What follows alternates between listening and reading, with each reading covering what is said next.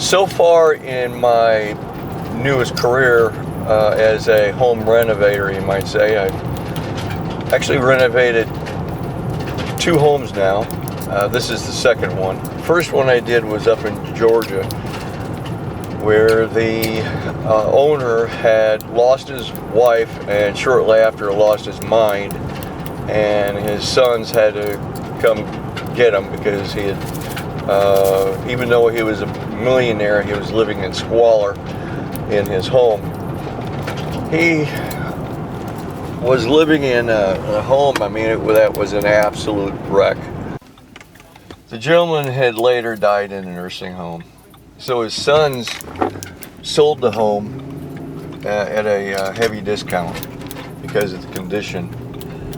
I spent some money to fix it up. So anyway, that's one of them that I've done. The other is this home here that's in Florida. This is a mobile home, obviously, and well, the similar situation had occurred where now this lady had lived in this home for going on 40 years, and she pretty much lost her mind and couldn't function very well. So her sons had gathered her up, took her to a home where she died, and they sold this property at well, not hardly much of a discount. It was kind of worth it. So because it's 2 lots. If it weren't 2 lots, then I would not have paid the money that I did pay.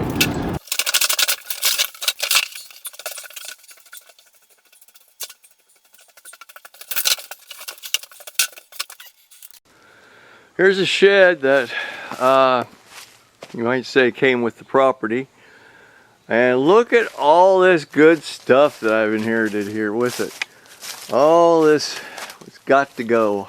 I mean, this is all 100% trash, except for if you're a scrapper, maybe some of the steel in that. But yeah, it's just going to go in the dumpster because I've only got the dumpster a few more days. And so stay tuned for more on this. By the way, here's the dumpster, the second dumpster, by the way. This is a 30 yard. There's the second dumpster, so it's getting pretty full. The thing I've learned while doing these renovations and cleanups is that you learn a lot about the owners that were in there beforehand, because everything is still in there. All their earthly possessions, you might say, with the exception of money in the bank, I guess, or some of their clothes, is still in the home. And those possessions obviously had become junk because mold and mildew and things like that had taken over after the home sits empty for a few years.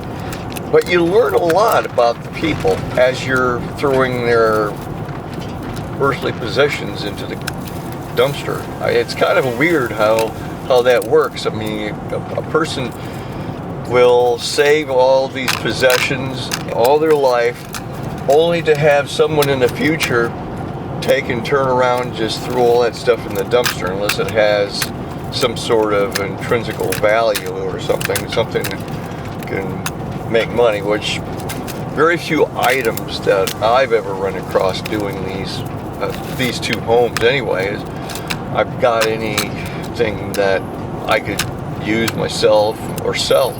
Still though, it makes you wonder, I mean, is that going to happen to me? I mean, am I going to die and whoever purchases the property that I lived in going to just turn around and throw away everything that I held dear? But you learn a lot, like I said, about the individual. I mean, like, for example, the lady that lived in this mobile home, I mean, I learned that she loved to knit and crochet. She collected typewriters. So you learn a lot about the individual. It's a life lesson in itself.